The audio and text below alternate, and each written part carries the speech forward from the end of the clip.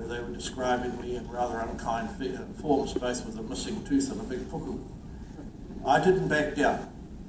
There were 45,000 people who turned up at Queen Street to parody, stigmatise and devalue the fast-track legislation.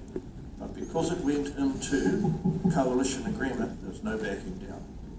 And I don't care if I offend occasionally some of you in the audience.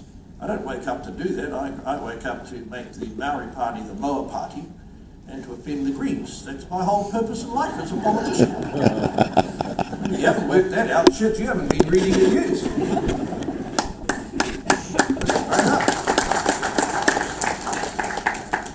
Now that line would need to be dealt with. Okay, mining within a certain area around there would need to be dealt with, sir, with the formation of the next government in all seriousness. I've got enough sort of balls in the air at the moment. Sir. I'll take a... G'day. You've spoken a lot today about helping improve the opportunities for projects in this country, but as we've seen through the conference, we're having difficulty getting expertise and training. What are you going to do to support the institutions we are relying on to train experts in geology and engineering and those sorts of areas? Thank you for that question. We're going through a review of our tertiary education in terms of our politics and whatnot at this stage. We've just finished rejigging our science infrastructure, and I think my professor is here somewhere. Where is he? Oh, there's my professor, Dumbledore. Thank you. What we're doing is we're relying on those reviews to create new opportunities and avenues which will deliver through the leadership of not only our capacity to influence budgets, but you identifying what the industry needs. We realise it's been weakened, it's been devalued, and as a key outcome, both the ACT Party, myself, and the National Party want to reorientate training and also funding into reinvigorating the whole minerals estate training world. It's going to take a while, I'm sad to say, but I'm encouraged by the practical suggestions that have been made, and I'm also encouraged, sir, by the accent that is now being put in our scientific infrastructure to bring a lot more attention and reward back to the men and women who actually manage the information, uncover the information. And although Catherine pointed out that flash graph where we're slowly rising in attractiveness, I know there's a lot more to be done. I'm assured by my civil servants that they're making the information a lot more accessible.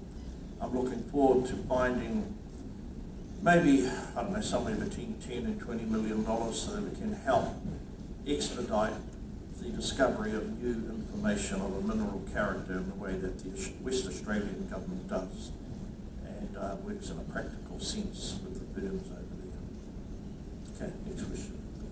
I want to thank you, Minister.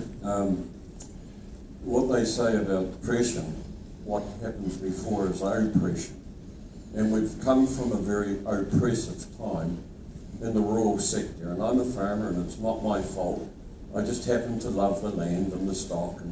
But I want to thank you because you're making a difference. You're actually speaking up. You're being who you are. You're staying in your lane. And you're comfortable in your own skin. Your words make a difference. People like me, we're imparting into another venture where my ancestors made a start, and that was in the ground with the gold in Otago.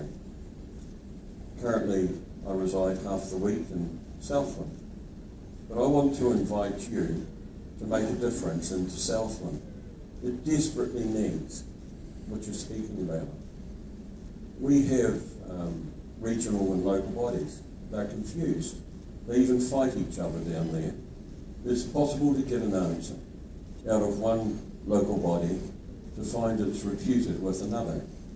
Central government is very important to us, but we need this flow down to happen, bring confidence. Many of my fellow countrymen who are farming are choosing to go to forestry and leave the country. Joy, my wife and I, we've chosen to invest into more farming enterprise. 5 children who are keen to farm and are keen to mine. I want to congratulate you as a minister, and I hope the next ministry will have a link with what you're endeavouring to do as a coalition government. We need this. We need more consistency. Otherwise, the people come from Scotland or Ireland. You know, it's not my fault, my heritage. Neither it is you. You're speaking on your own merit, Minister, and I encourage you. Bring this confidence. Keep going. Don't give up. I really want to encourage you for the sake of my grandchildren. I happen to have a few of them, and they're looking forward to a future. When the South Basin was being drilled, Minister, it was an exciting time. I saw bottles of oil that come direct off those, you know, there are seeps in the South that as farmers we know about. They produce oil on the West Coast. I want to encourage you, the work you're doing, keep it up. We need it. This economy will become a great economy. But without this stance and without these people, we are finished. I want to encourage you, keep up this good work. We need it. Thank you.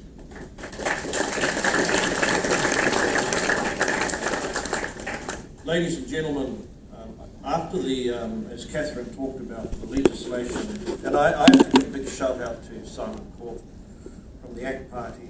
No one pushed more vigorously than him to quickly overturn the oil and gas ban. And what held us up was how, and it is relevant, Richard, to your industry as well, how demanding and burdensome should be the obligations, or impractical, practical, when you have to tidy things up. And is there a way of showing a level of pragmatism that's not down at a pettifogging level where every step bureaucratically has to be double checked by 1,000 million Roman sandal, walk short, hairy leg characters who never vote for me, sadly. And that's what we changed, ladies and gentlemen.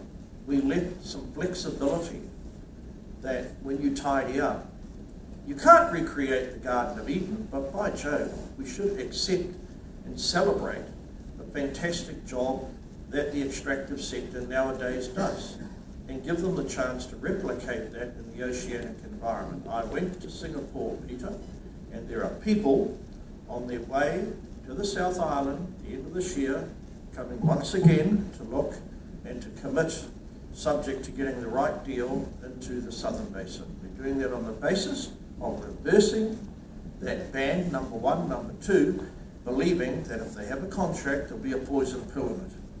That poison pill is if we ever have another outbreak of cultural Marxism in New Zealand, which is what the last regime was, people whose rights are stripped away, either summarily or indiscriminately, will be entitled to the necessary compensation. That's why the ACT Party, myself, and the Prime Minister committed to the $200 million fund to overcome fears and worries about the sovereign status of New Zealand as a source of investment, but also to help de-risk. And I see no reason, if we really want to accelerate the emergence of critical minerals and rare minerals that we need, that we don't do a similar thing after the next election. It's not to crowd private investment here, but it's to give the encouragement when we are encouraging overseas investors to come here, because we'll have a new system of overseas investment rules that's been shepherded forward by Mr. Seymour. And mineral sector is an area where we will not be ensnarled through inordinate levels of bureaucracy. So I'm going to stop right now. My wife is horrified that I took my tooth out in front of you. But I said, shit, don't worry about it. They're all miners. If they were worried about that, they would have got a different industry. But she did say to me as I was in Tauranga the other day, because I've been doing lots of public meetings, well, Shane, you can change your kōrero, you can change the tone, you can mould the content, but there's one thing you can't change when you're on your feet. and that